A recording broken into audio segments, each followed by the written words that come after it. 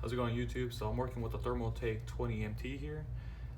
It's been very known that it's very bad for the intake, for airflow. Now, what I ended up doing was grabbing some thread, grabbing it right in between, trying to make some space. After that, I got my card and in between the ridge right here, opening it up, squeezing it in until I find the spot. Once you find the spot, start pushing in and start weeveling in until you can actually get it in this direction.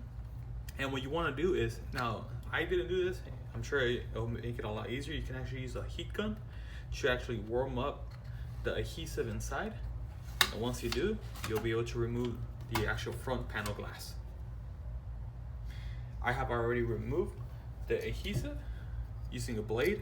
You can get these at the Dollar Tree, Dollar Store, 99-cent store and everything, and just take off the adhesive from the case as well from the glass. Once you do so, it's nice and clean, and I can do the second part.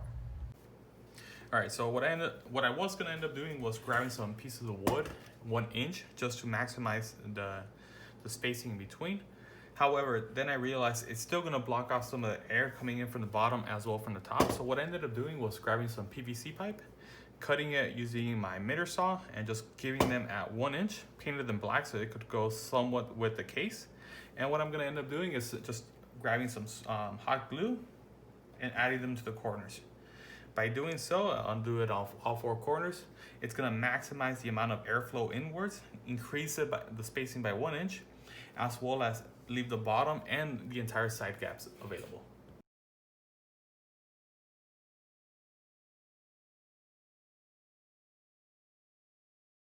All right, super glue is already on, so notice how it's actually staying on, which is good.